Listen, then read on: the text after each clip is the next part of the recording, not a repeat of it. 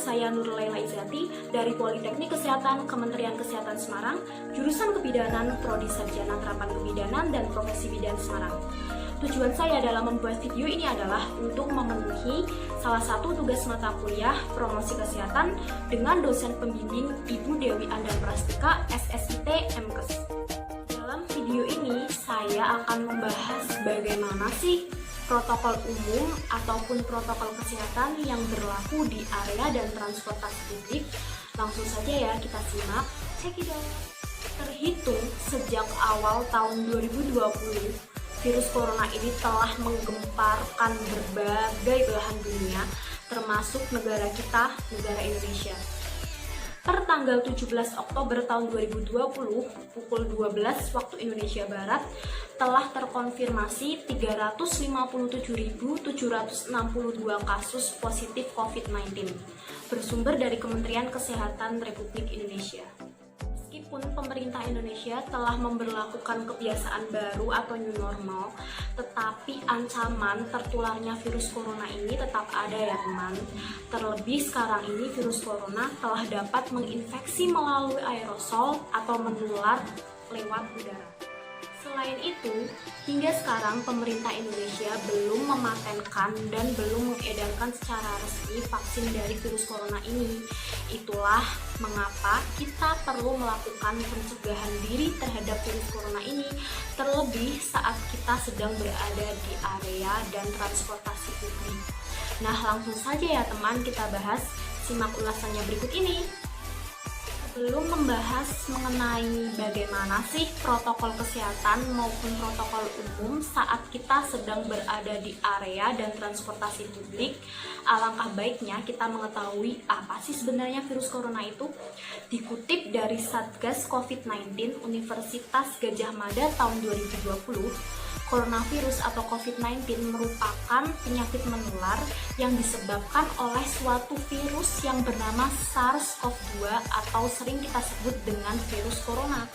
Sedangkan menurut Kementerian Kesehatan Republik Indonesia tahun 2020, COVID-19 ini dinyatakan sebagai pandemi dunia oleh WHO dan ditetapkan pemerintah sebagai bencana non-alam yang berupa wabah penyakit yang kita itu perlu melakukan langkah-langkah penanggulangan terpadu termasuk keterlibatan seluruh komponen masyarakat. Poin yang kedua, kita akan membahas bagaimana sih cara penularan dari virus corona ini.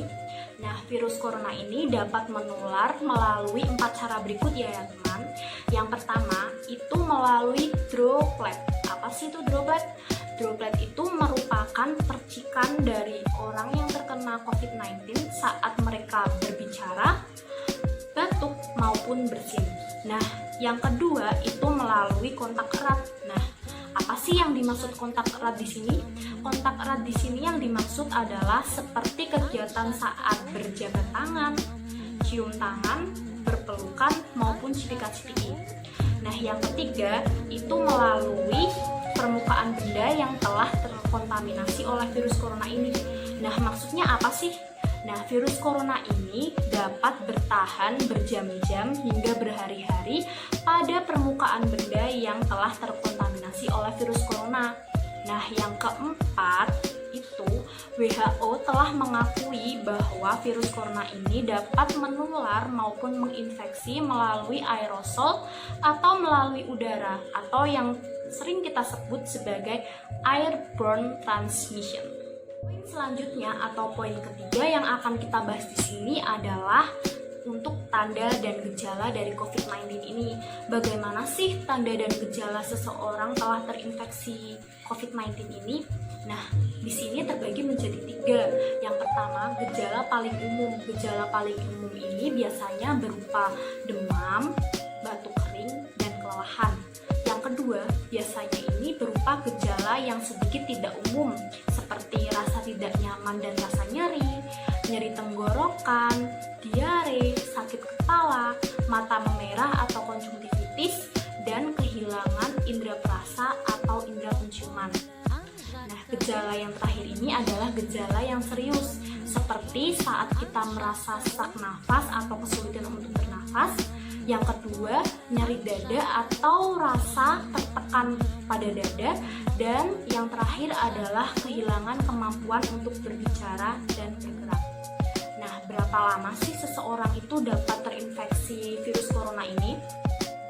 Biasanya seseorang dapat terinfeksi virus corona ini itu berkisar antara 3 hingga 6 hari atau bahkan juga ada yang sampai 14 hari terhitung sejak pertama kali orang ini terinfeksi virus corona, tergantung bagaimana respon sistem kekebalan tubuh atau sistem imun dari tiap-tiap individu tersebut.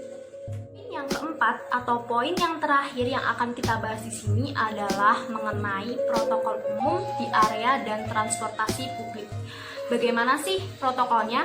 Yang pertama, pastikan seluruh area dan transportasi publik ini sudah bersih. Bagaimana caranya?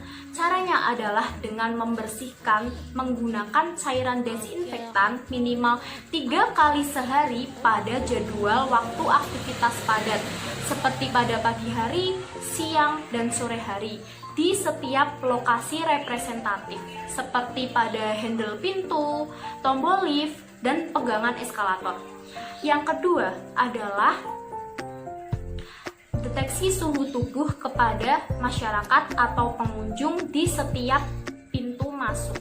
Pastikan apabila terdeteksi suhu tubuh ini lebih dari sama dengan 38 derajat Celcius, seseorang atau pengunjung tersebut tidak diperkenankan untuk masuk dan dianjurkan untuk memeriksakan diri ke fasilitas pelayanan kesehatan.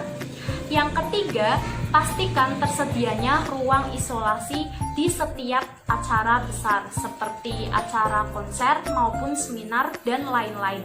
Nah, pastikan juga di sini ada pos kesehatan, ada ruang transit, dan ada petugas kesehatan, sehingga apabila suatu waktu ada atau terdapat orang yang sakit, ini dapat segera ditindaklanjuti dan dapat segera dilakukan pencegahan secara dini. Nah, yang keempat, promosikan cuci tangan secara teratur dan menyeluruh.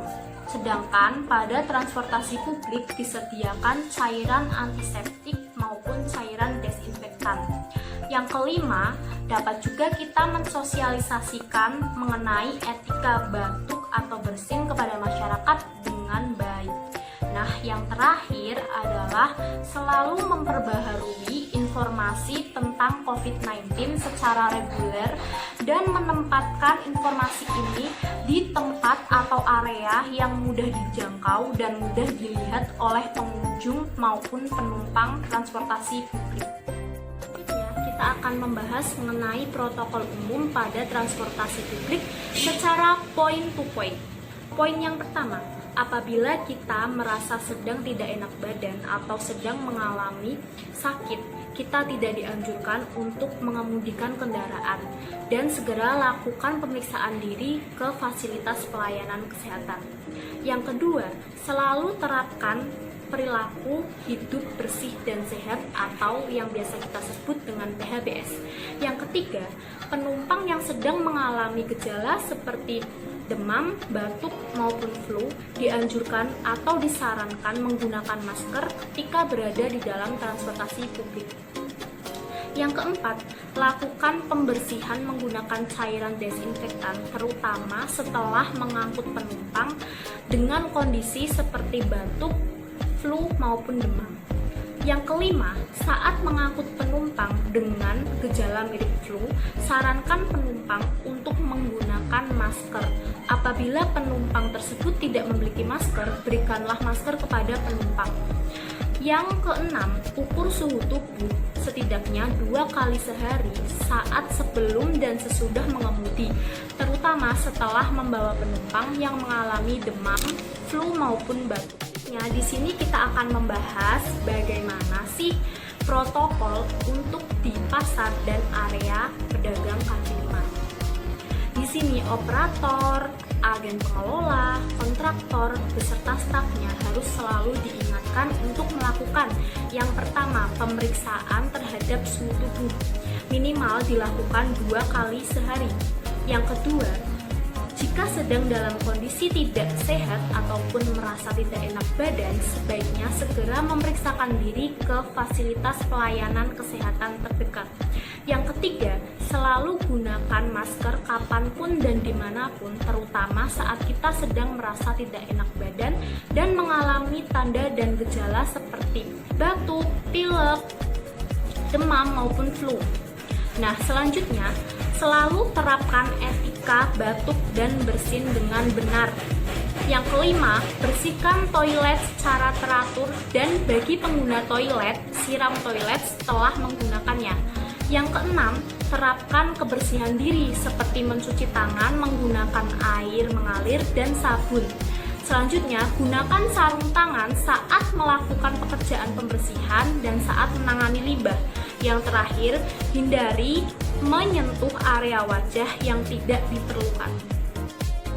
Sekarang kita sudah berada di pembahasan terakhir, yaitu di sini kita akan membahas mengenai bagaimana sih protokol ketika kita sedang berada di restoran. Nah, sebagai pengunjung, kita harus selalu mengingatkan kepada stafnya untuk melakukan yang pertama, lakukan pemeriksaan suhu tubuh setidaknya 2 kali sehari. Yang kedua, jika sedang mengalami tidak enak badan, segera lakukan pemeriksaan diri ke fasilitas pelayanan kesehatan terdekat. Yang ketiga, selalu gunakan masker jika mengalami batuk ataupun pilek. Yang keempat, terapkan etika batuk dan bersin yang benar. Yang kelima, bersihkan toilet secara teratur dan bagi pengguna toilet setelah menggunakan toilet ini dianjurkan untuk menyiramnya secara bersih. Selanjutnya, terapkan kebersihan diri, yaitu seperti mencuci tangan menggunakan air mengalir dan sabun, terutama setelah menggunakan toilet, melakukan pekerjaan pembersihan, serta sebelum dan sesudah makan. Selanjutnya yaitu gunakan sarung tangan saat melakukan pekerjaan pembersihan dan saat menangani sampah maupun limbah. Selanjutnya di sini hindari menyentuh area wajah yang tidak diperlukan. Yang terakhir yaitu lakukan pembersihan menggunakan desinfektan terhadap peralatan yang telah digunakan. Setelah kita melewati banyak pembahasan pada sesi sebelumnya, di sini kita dapat menarik sebuah kesimpulan bahwa virus corona atau COVID-19 ini merupakan penyakit menular yang disebabkan oleh suatu virus bernama SARS-CoV-2. COVID-19 ini telah ditetapkan sebagai pandemi dunia oleh WHO dan ditetapkan oleh pemerintah Indonesia sebagai bencana non-alam berupa wabah penyakit. Untuk itu, di sini kita sangat perlu sekali langkah-langkah penanggulangan secara terpadu, termasuk keterlibatan seluruh komponen masyarakat. COVID-19 ini menular dari satu manusia ke manusia yang lain secara cepat atau kita biasa sebut dengan human to human transmission. Untuk itu, di sini sangat diperlukan sekali pencegahan diri terhadap infeksi virus corona ini, yaitu dengan senantiasa kita selalu taat terhadap peraturan, tata tertib maupun protokol-protokol yang telah pemerintah buat. Itu semua adalah demi keselamatan dan kesehatan kita semua. Nah, sekian pemaparan materi atau penyuluhan serta promosi kesehatan yang dapat saya sampaikan. Kurang lebihnya saya mohon maaf. Undur diri. Wabillahi taufiq wal hidayah. Wassalamualaikum warahmatullahi wabarakatuh. Nah, teman-teman semua, setelah saya membuat video dan mengedit video yang telah saya lakukan tadi, di sini saya membuatkan link khusus untuk video tersebut dan mengirimkan link tersebut ke WhatsApp group teman-teman dan keluarga saya. Apa sih tujuannya? Di sini saya bertujuan untuk melakukan sebuah evaluasi dan untuk mengetahui seberapa paham masyarakat dan bagaimana respon masyarakat terhadap video yang telah saya buat tersebut. Nah, evaluasi di sini yang saya lakukan adalah dengan melontarkan beberapa pertanyaan kepada viewers video tersebut. Nah, pertanyaannya yang saya lontarkan itu, yang pertama adalah mengenai apa sih sebenarnya virus corona itu. Yang kedua adalah bagaimana sih cara penularan dari virus corona. Yang ketiga, tanda dan gejala apa saja sih yang dapat ditimbulkan oleh orang yang telah terinfeksi virus corona. Dan pertanyaan terakhir yang saya lontarkan adalah bagaimana dan apa saja sih protokol umum yang berlaku di area dan transportasi publik.